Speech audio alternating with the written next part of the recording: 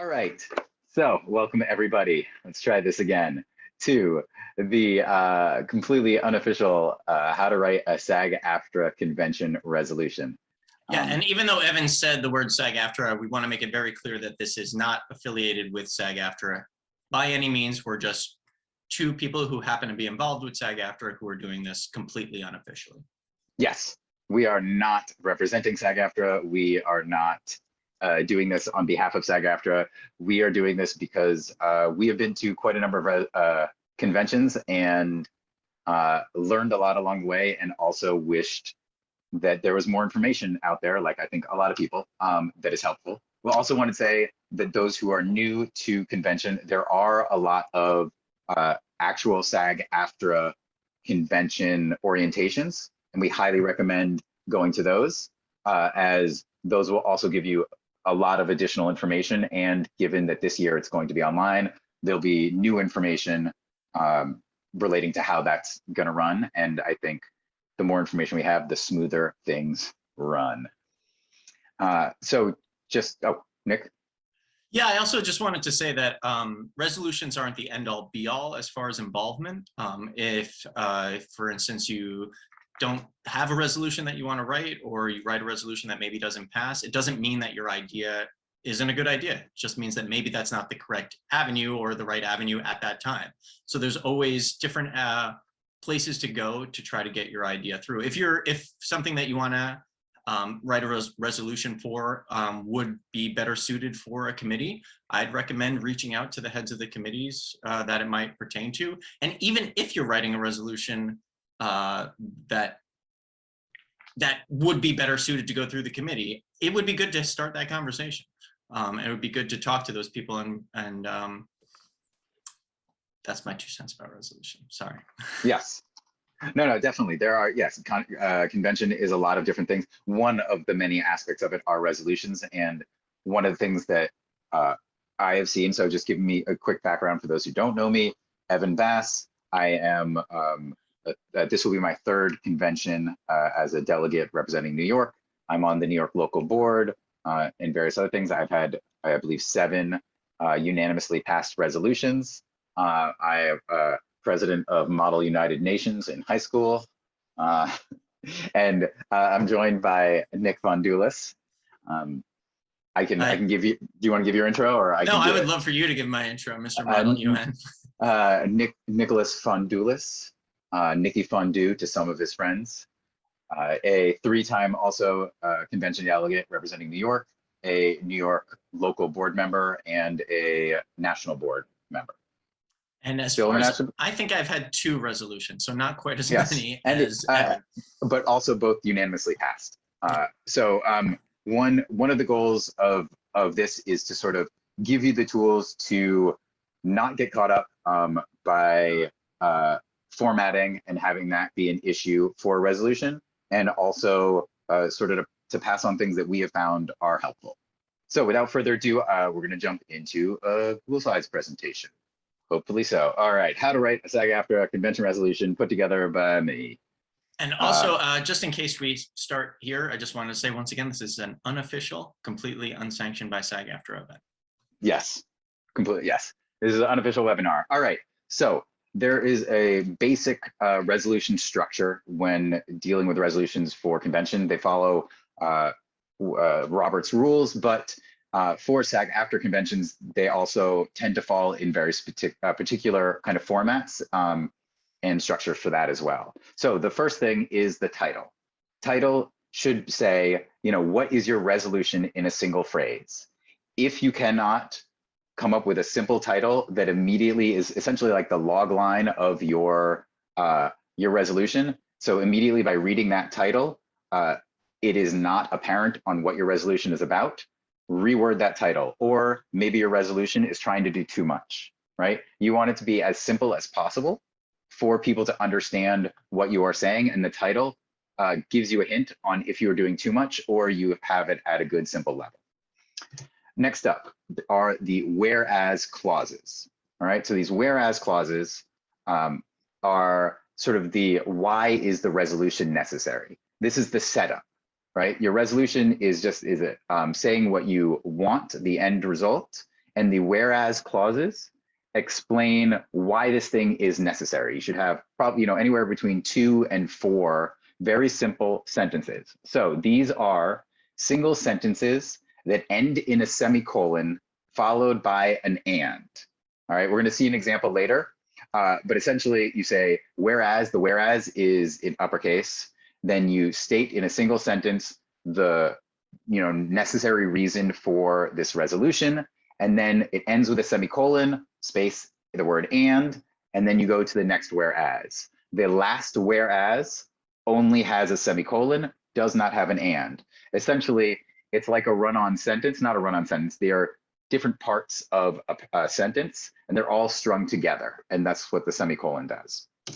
Next up is the be it resolved clause. And this is what exactly is the resolution's action? What are you asking to be done? Now, for resolutions, it begins with be it resolved, and then it has a verb after it. When related to convention for SAG-AFTRA, the 99% of the time go-to is that it is a recommendation to the national board. So these resolutions cannot say the national board has to do this, that the president has to do this, that anybody has to do anything. It is only a recommendation. You are essentially using these resolutions to try and set the agenda or additional items for the national board to take up, but they still have the control to decide if it is proper, if what to do with it, and things like that. Another key of this is to keep it simple.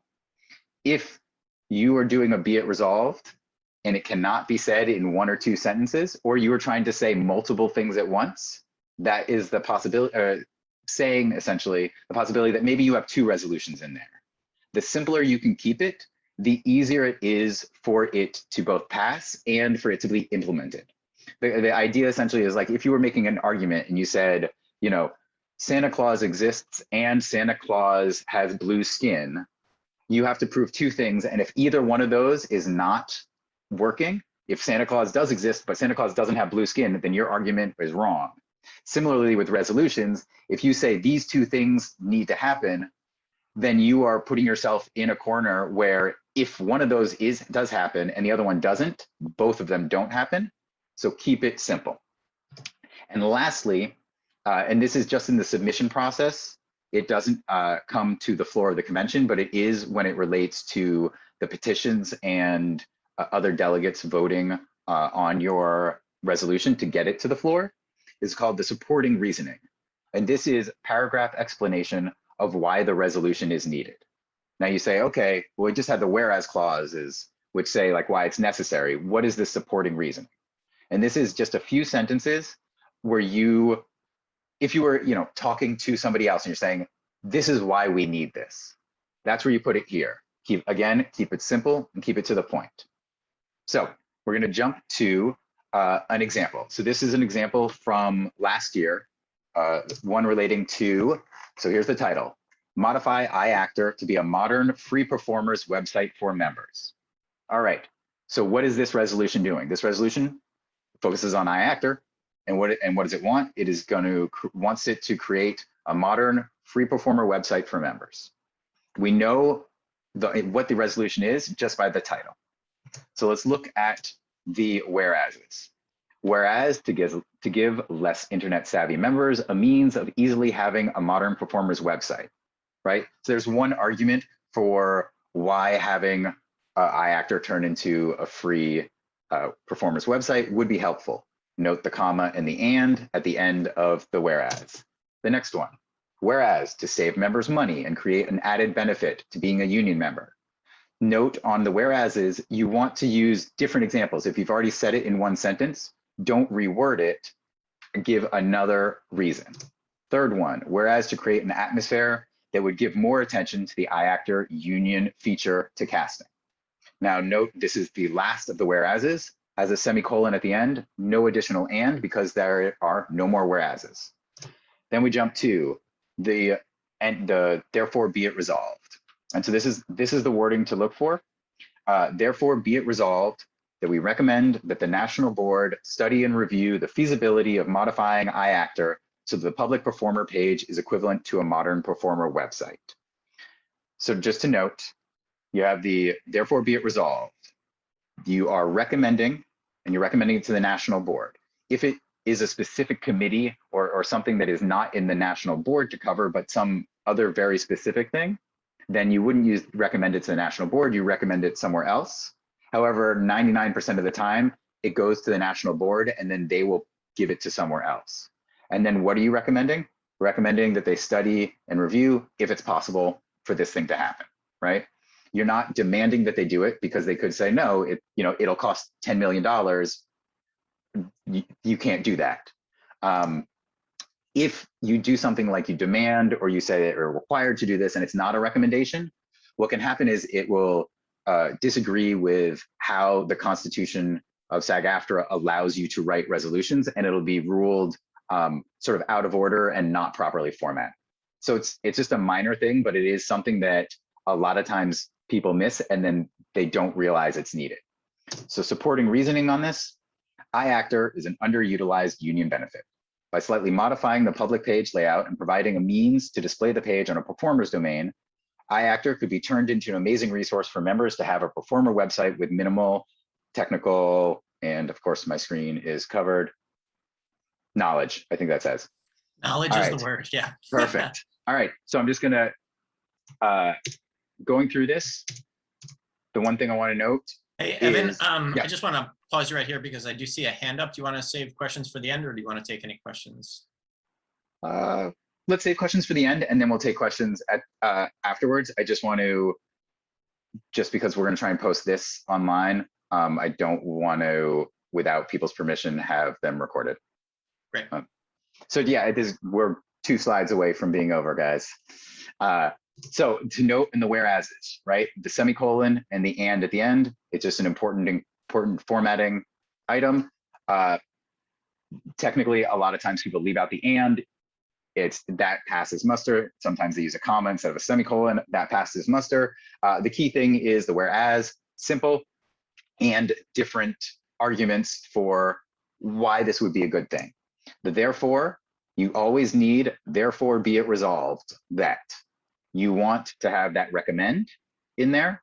And then usually it's always to the national board. And then after that, what you are asking them to do, right? And then you have the supporting reasoning. That's just a paragraph. Now, to summarize the key aspects of this, 1, keep to the proper formatting. If you do not have recommend in there, but you have a different verb that doesn't go along with recommend, you could say urges. You could say asks to review. Recommend is just a simple one. But if you use one saying, requires, or one that doesn't give them the option to do as they choose, it'll be ruled out of order because of the wording. So just watch that formatting. Also, the whereases need to start with the whereases. The therefore be it resolved clause needs to start with therefore be it resolved. Second, keep it simple. One idea at a time. The reason that my resolutions have gotten passed, why Nick's resolutions have passed unanimously, is they have been so simple and there's not much argument on it that people can get behind it. The more complicated it is, the more you're gonna have to explain and the more confusion you allow, and then that confusion can lead to people not getting the point of what you're trying to do and then making it harder for it to pass, right? Next, and this is a key one. If CARC, and CARC is the constitutional, I don't know the exact acronym, what it stands for off the top of my head right now, but essentially they're at convention and they review each resolution before it comes to the floor and decides if it violates the union constitution in any way. Now, if you get it in for review by Friday, you'll get feedback from them. If you don't get it in review by Friday, what happens is at convention, usually the day before or the morning of, you will get a message from CARC. Now, this is just something that I have learned. If CARC replies back to you, your resolution, and suggest a modification for it to be adjusted so that it passes proper SAG-AFTRA rules, just agree to whatever they recommend. They're not going to change the fundamental aspects of your resolution. The only recommendations they're going to make are to make it agree with what complies with SAG-AFTRA rules. If you are requesting that the national board do something that it can't do, they will recommend something as close as possible that it can do that will fulfill the resolution without clashing with SAG-AFTRA rules or the union constitution. The big reason on this is if they make a recommendation, they're not trying to hurt it, they're trying to make it actually come to the floor. And if you don't accept the recommendation, what happens is when the resolution comes to the floor for the vote, CARC committee comes up and says this violates the union constitution in this way, so we are recommending a vote against it because it would be unconstitutional. And so that pretty much torpedoes a resolution. So, having all this proper format, you're probably good. Oftentimes, the biggest thing they say is somebody demands the national board does this, or demands the president does this. Again, the recommendation usually solves that problem. And that is the whole thing. I'll just jump back to the other one. Just a reminder, keeping it simple, keep that proper formatting. And if CARC makes a suggestion, you can review it, but just know that they are an apolitical body that solely just compares your resolution to already SAG-AFTRA rules and the union constitution and just makes note when it doesn't comply. Yeah, they just want to make sure that your resolution isn't ruled out on a technicality. And yeah. That's really what they're there for. So yeah, I'd say we can open it up to questions on any of that. The main thing I would just put forward, and I always sort of recommend, is the simplicity one. The thing that I see the most often is people trying to take essentially what's two resolutions on the same topic and put it into one. And then when one of those two things is causing maybe a disagreement, or somebody or a group disagrees with that one thing, or that one thing causes something, it'll torpedo the whole one when that was just an add-on and you really wanted a main, one thing passed, right? So you can write separate resolutions, but the key is keep it as simple as possible, right? You're posting this for how many hundreds of people. You want them to understand there's a lot of resolutions. So, keeping it, again, the title is your log line. The whereas is the argument. Don't get too heavy into it. And truthfully, keep it positive. The more positive benefit you can show, the more people get on your side. Yeah, and to put it in perspective, there are dozens of resolutions that come through, and so the simpler it is to explain, the better chance it has of getting through and not getting muddied up without having enough time to talk about it. Because sometimes the amount of time that we have to discuss resolutions is directly proportional to the amount of resolutions that there actually are. And I anticipate that there will be a lot of resolutions this convention. So the more simple it can be, the easier it is to digest, the greater chance you have of getting your idea across. And as it was noted, CARC stands for Constitutional Amendments and Resolution Committee. Thank you for that note. Yeah, and this election, there is a higher number of petition votes needed by delegates to get it to the floor. So again, think of the first thing they're going to see is your title, and then they'll click on it. So making that title as simple and direct as possible is going to play in your favor, right?